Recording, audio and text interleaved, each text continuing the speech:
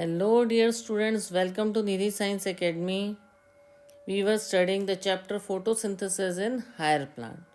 Photosynthesis in higher plants में we were studying about ATP synthesis through chemiosmosis. Chemiosmosis के बाद हम पढ़ेंगे Calvin cycle. But before we study about Calvin cycle, first we should know where are the ATP and NADPH used है ना। आप देखते हो साइकिल में, कोई भी साइकिल पढ़ते हैं हम, एटीपी सिंथेसिस की पढ़ी, अब हम आगे केल्विन साइकिल पढ़ेंगे तो वहाँ एटीपी और NADPH का यूज़ होता है। तो क्या यूज़ होता है और क्यों यूज़ होता है, तो पहले हम इसको क्लियर करेंगे, फिर केल्विन साइकिल को डिटेल में पढ़। तो हमने देखा प्रोडक्ट ऑफ लाइट रिएक्शन क्या है, एटीपी। क्या क्या है product of light reaction, ATP, NADPH, oxygen. इसमें से ऑक्सीजन क्या होती है, it diffuses out of the chloroplast, है ना, क्लोरोप्लास्ट के बाहर डिफ्यूज हो जाए। और एटीपी और NADPH ये यूज आते हैं आपके टू ड्राइव द प्रोसेस। क्या करते हैं, ये सिंथेसिस करते हैं, synthesis of food, more accurately you can say sugars।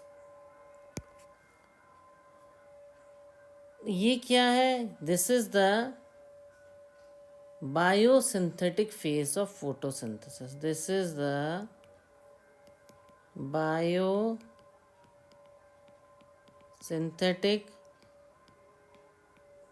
Phase of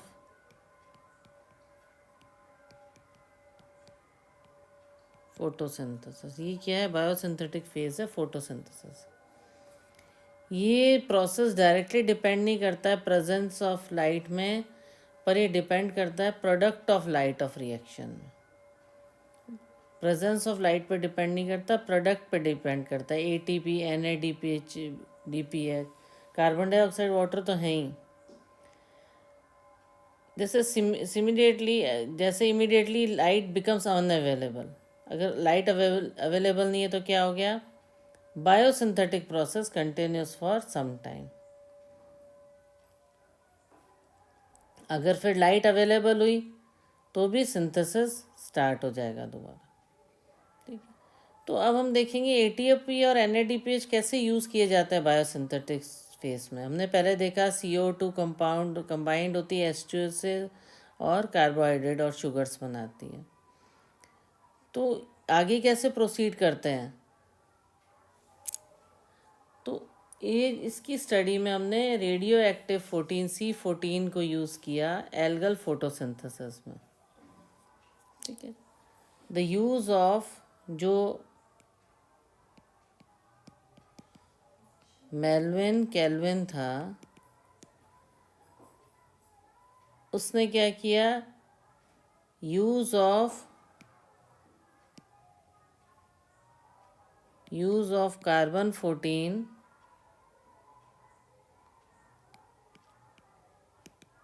radio active carbon 14 को किस में यूज़ किया, एल्गल फोटोसिंथेसिस। एल्गल फोटोसिंथेसिस में यूज़ किया। तो first carbon dioxide fixation product किसका था, डिस्कवरी क्या की उसने, first carbon dioxide fixation product जो था वो था 3 कार्बन ऑर्गेनिक एसिड। जो पहला कार्बन डाइऑक्साइड फिक्सेशन प्रोडक्ट था वो था 3 कार्बन ऑर्गेनिक एसिड। और उसने इसमें भी कंट्रीब्यूट किया, कंप्लीट बायोसिंथेटिक पार्ट को कंट्रीब्यूशन आया किसका, केल्विन साइकिल, जिसको work on complete biosynthetic pathway, complete bio synthetic pathway पे वर्क किया, जिसको बाद में हमने केल्विन साइकिल भी नाम दिया गया, कॉल्ड केल्विन साइकिल। तो फर्स्ट प्रोडक्ट जो केल्विन ने क्या क्या किया, algal use of radioactive, first carbon dioxide product, 3 carbon dioxide, फिर कंप्लीट पाथवे बायोसिंथेटिक पाथवे दिए, सो केल्विन साइकिल बना। तो फर्स्ट प्रोडक्ट जो बना, फर्स्ट प्रोडक्ट जो आइडेंटिफाई किया गया वो था 3-फॉस्फो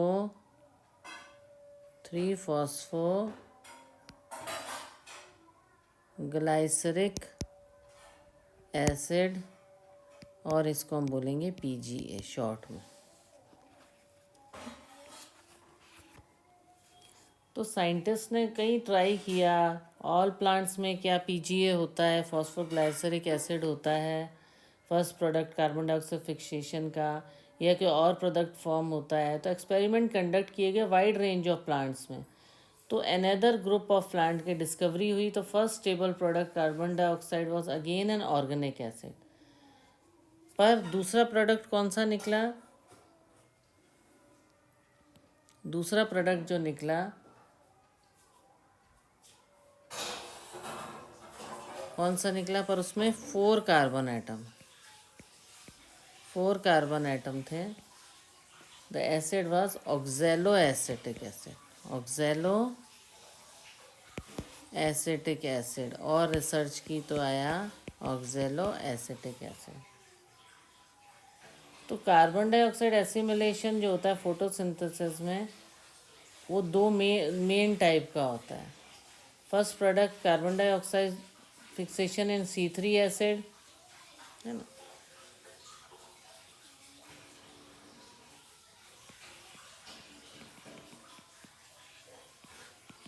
फिक्सेशन इन C3 एसिड, PGA, उसको क्या बोलेंगे हम, C3 पाथवे,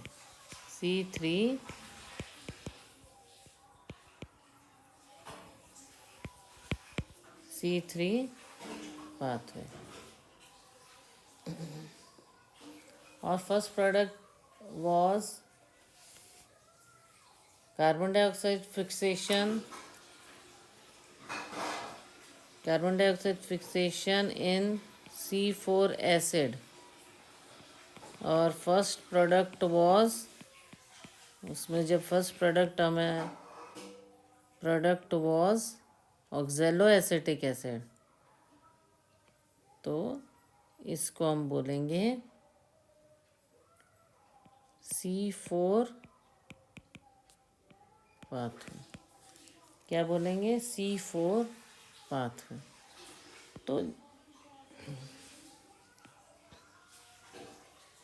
तो इसमें क्या हुआ, C3 पाथवे और ये C4 पाथवे। CO2 फिक्सेशन इन C3 एसिड को तो C3 पाथवे, और C4 एसिड में हुआ तो ऑक्जेलो एसिटिक एसिड C4 पाथवे। तो 2 पाथवे इसमें हमें बताएगी। ओके, अब क्या है, नेक्स्ट है द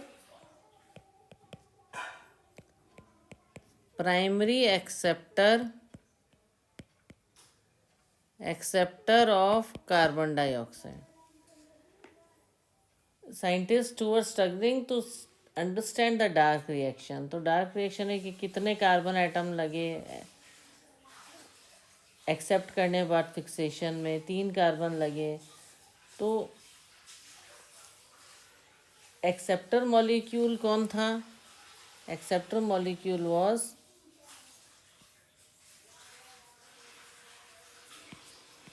इनका एक्सेप्टर मॉलिक्यूल कौन सा था?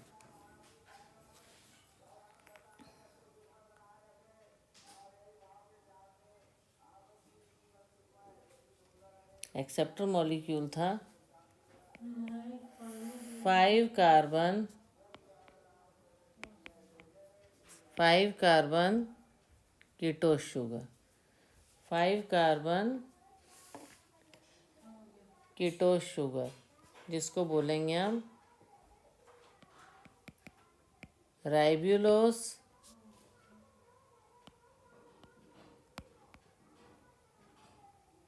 Biphosphate, राइबुलोस biphosphate. तो ये एक्सेप्टर था।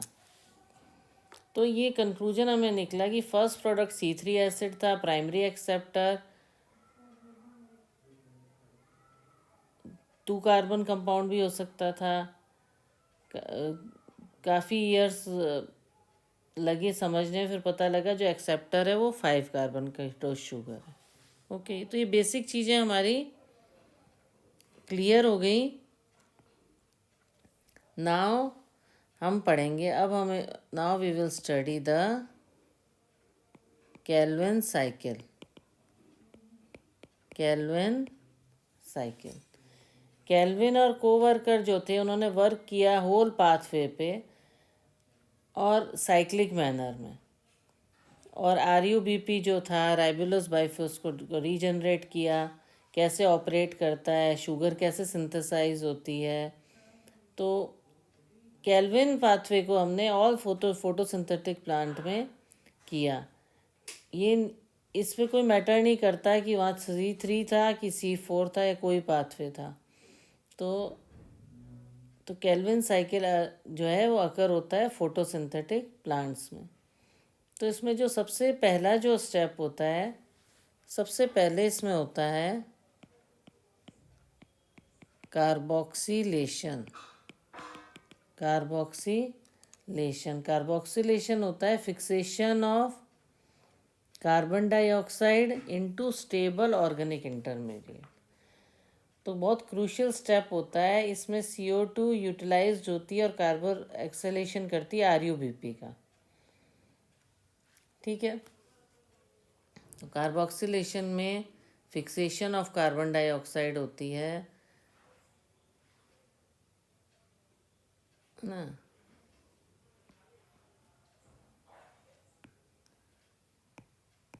ये 1 minute,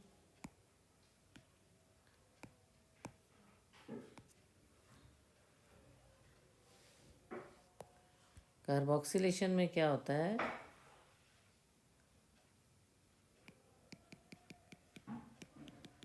fixation of carbon dioxide utilised होती है और कार्बोक्सिलेशन होता है किसका, कार्बोक्सिलेशन होता है RUBP का। और इस कैटेलाइज किससे होता है, ये कैटेलाइज किससे होता है रिएक्शन, RUBP कार्बोक्सिलेज से। कार्बोक्सिलेज RUBP कार्बोक्सिलेज से कैटेलाइज होता है रिएक्शन, है ना। Catalysed bye enzyme RUBP carboxylase, जिससे क्या बनता है, फॉर्मेशन ऑफ टू मॉलिक्यूल बनेंगे, 2 मॉलिक्यूल बनेंगे 3 PGA के। ठीक है, 3 PGA के, 3 फॉस्फोग्लाइसरिक एसिड के 2 मॉलिक्यूल बनेंगे कार्बोक्सिलेशन में। तो ये जो एंजाइम है ऑक्सीजनेशन एक्टिविटी भी होता है, तो हम RUBP कार्बोक्सिलेज ऑक्सीजनेस भी कह सकते हैं हम इसको। इसकी ऑक्सीजनेशन एक्टिविटी भी रहती है, इसके लिए इस एंजाइम को हम बी, ये भी बोल सकते हैं, क्योंकि ये जो ऑक्सीजनेशन भी करता है,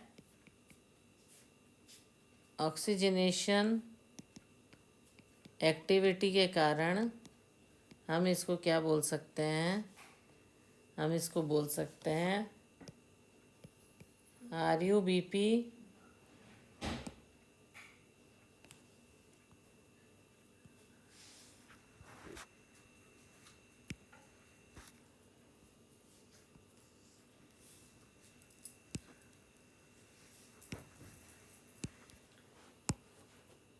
हम इसको बोल सकते हैं RUBP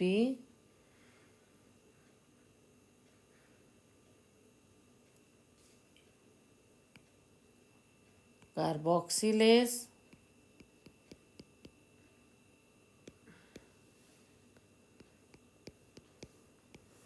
ऑक्सीजनेस। क्या बोल सकते हैं, RUBP कार्बोक्सिलेज ऑक्सीजनेस। ओके, फिर दूसरा आता है रिडक्शन। तो रिडक्शन में सीरीज ऑफ रिएक्शन होते हैं जो कि फॉर्मेशन ऑफ ग्लूकोज करते हैं। ये इन्वॉल्व करता है यूटिलाइजेशन ऑफ, रिडक्शन में क्या होता है, utilisation of 2 molecule of ATP, किसके लिए, फॉस्फोराइलेशन के लिए।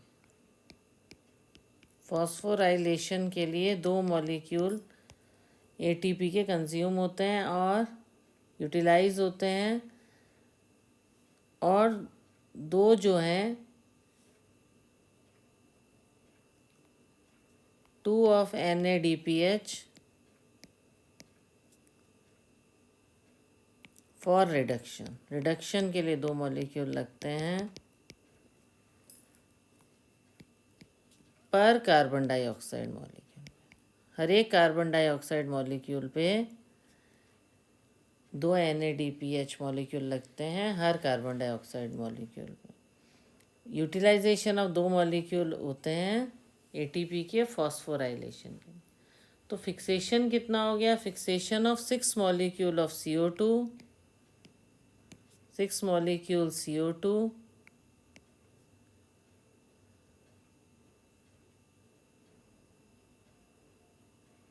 And 6 turns of cycle are required. 6 turn भी लगनी चाहिए साइकिल की।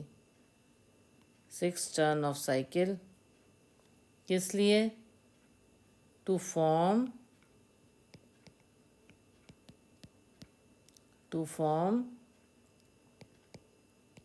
1 मॉलिक्यूल ऑफ ग्लूकोज, एक मॉलिक्यूल बनाने के ग्लूकोज के लिए। रिडक्शन में क्या होगा, सीरीज ऑफ रिएक्शन होंगे जो कि ग्लूकोज फॉर्मेशन में lead to formation of glucose. इस स्टेप में क्या होगा, 2 मॉलिक्यूल ATP के होंगे फॉस्फोराइलेशन के थ्रू, और 2 NADPH के होंगे पर कार्बन डाइऑक्साइड मॉलिक्यूल, और 6 मॉलिक्यूल ऑफ कार्बन डाइऑक्साइड होगी और 6 टर्न्स ऑफ साइकिल होगी, तो 1 मॉलिक्यूल ऑफ ग्लूकोज बने।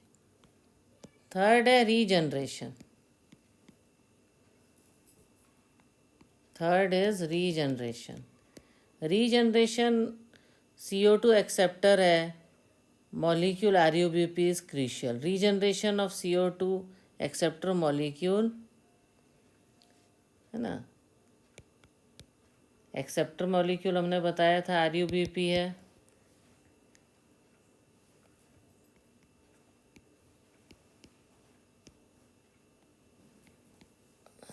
ना, ये क्रूशियल है। अगर साइकिल अनइंटरप्टेड चले तो ये क्या रीजनरेशन क्या रिक्वायर करता है, it requires 1 ATP for phosphorylation. Phosphorylation के लिए 1 ATP चाहिए टू फॉर्म राइबुलोज बाइफॉस्फेट, है ना। राइबुलोज बाइफॉस्फेट के लिए एक मॉलिक्यूल चाहिए। तो जो भी कार्बन डाइऑक्साइड मॉलिक्यूल है जो एंटर कर रहा है केल्विन साइकिल में, 3 मॉलिक्यूल्स ऑफ एटीपी और 2 मॉलिक्यूल ऑफ एनएडीपी चाहिए। फॉर एवरी CO2 मॉलिक्यूल कितना चाहिए? 3 molecule of ATP and 2 molecule of NADPH चाहिए। तो डिफरेंस के लिए एटीपी और NADPH के डार्क रिएक्शन में साइकिल फॉस्फोराइलेशन होता है ना। To meet this difference in number of ATP and NADPH used in dark reaction that the cycle phosphorylation takes place. इससे कारण फॉस्फोराइलेशन होता है। तो एक मॉलिक्यूल के ग्लूकोज के लिए 6 टर्न्स ऑफ साइकिल चाहिए, है ना। अगर एक मॉलिक्यूल है, इसीलिए इसके डिफरेंस के लिए क्या अकर होता है? फॉस्फोराइलेशन, इस डिफरेंस को पूरा करने के लिए। तो 1 मॉलिक्यूल ऑफ ग्लूकोज के लिए 6 टर्न्स ऑफ साइकिल चाहिए। 6 turn of cycle are required. तो एटीपी और एनएडीपी कितने बनेंगे वो तो क्लियर है। जब 6 को आप 3 से मल्टीप्लाई कर दोगे तो अंदर कितने जाएंगे और बाहर कितने जाएंगे, तो 6 3 ज़ा 18 हो गया। 3 मॉलिक्यूल ऑफ एटीपी है और 6 टर्न लगे तो 18 एटीपी, कितना है आपका 6 CO2 और 1 ग्लूकोज, तो 18 एटीपी और 18 एटीपी, और ये 2 हैं तो 6 2 ज़ा 12, तो 12 NADPH और 12 NADP। क्लियर? अब हमने एक बार ही इसको क्लियरली समझ लिया। अब इसको जब क्लियरली आपको क्लियर हो गया, उसके बाद हम दोबारा से इसको रिवाइज करेंगे साइकिल बनाते हुए। ठीक है, सबसे पहले क्या होता है, और थोड़ा ऊपर ले लेते हैं। सबसे पहले होता है कार्बोक्सिलेशन। ओके, कार्बोक्सिलेशन फिक्स, दोबारा रिवाइज कर लेते हैं। फिक्सेशन ऑफ कार्बन डाइऑक्साइड का स्टेबल ऑर्गेनिक इंटरमीडिएट में कन्वर्जन है। क्रूशियल स्टेप है जिसमें कार्बन डाइऑक्साइड यूटिलाइज होती है। ओके, ये देखो, ये एटमॉस्फेयर से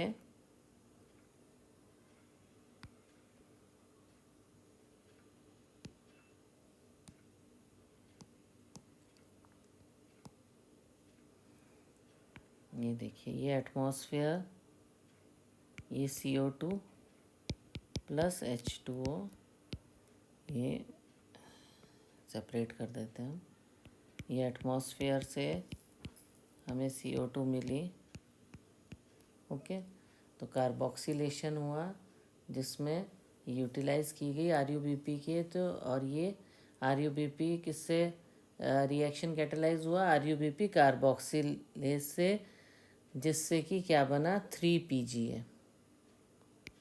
क्या बना? 3PGA।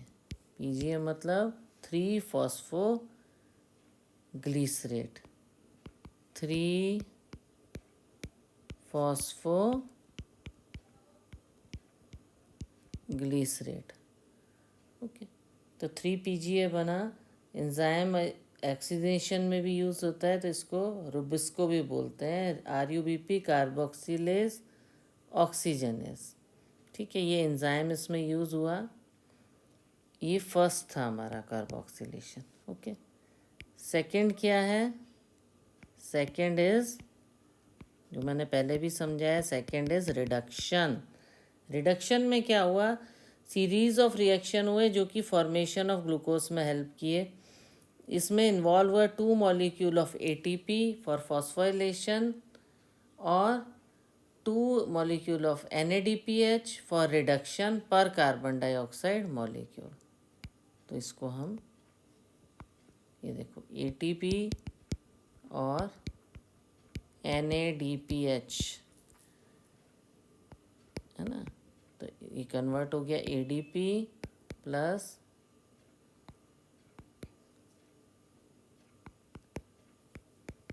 NADP। तो इसमें क्या हुआ, इन्वॉल्व यूटिलाइजेशन हुआ 2 मॉलिक्यूल ATP फॉर फॉस्फोराइलेशन और 2 of NADPH for reduction. Reduction के लिए 2 ATP और 2 NADPH पर carbon dioxide molecule for the fixation किसे करना है, 6 मॉलिक्यूल कार्बन डाइऑक्साइड के और 6 टर्न जब लगेंगी तो 1 मॉलिक्यूल ऑफ ग्लूकोज बनेगा। ये रिडक्शन हुआ। उसके बाद ये ट्रायोस फॉस्फेट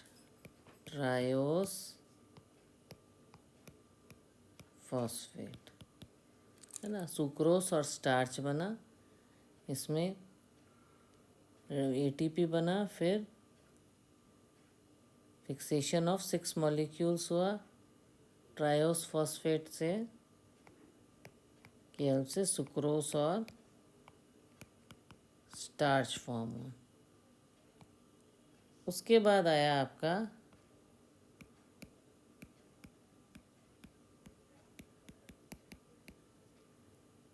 रीजनरेशन में क्या हुआ,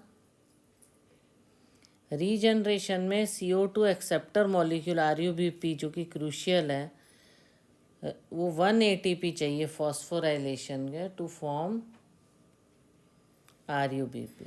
तो ये ATP फॉर्म हुआ, ADP। ये थर्ड स्टेप हो गया, ये रीजनरेशन, ये कार्बोक्सिलेशन, ओके, ये रिडक्शन, उसके बाद रीजनरेशन। ये रीजनरेशन हुआ तो हर मॉलिक्यूल को जो केल्विन साइकिल में एंटर कर रहा है, 3 मॉलिक्यूल ATP के और 2 मॉलिक्यूल NADP के चाहिए। तो regeneration of the CO2 acceptor molecule कैसे हुआ, ATP रिक्वायर का, ATP फॉर फॉस्फोराइलेशन, तो ये बना RUBP।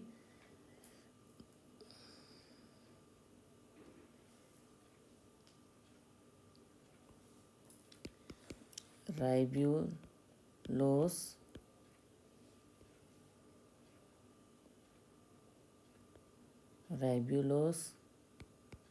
1,5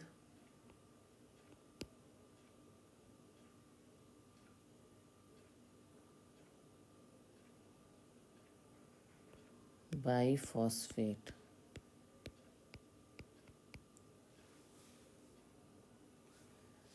है ना, RUBP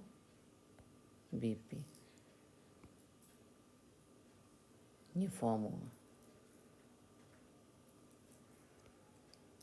ये आपका इस तरह से साइकिल बनेगी।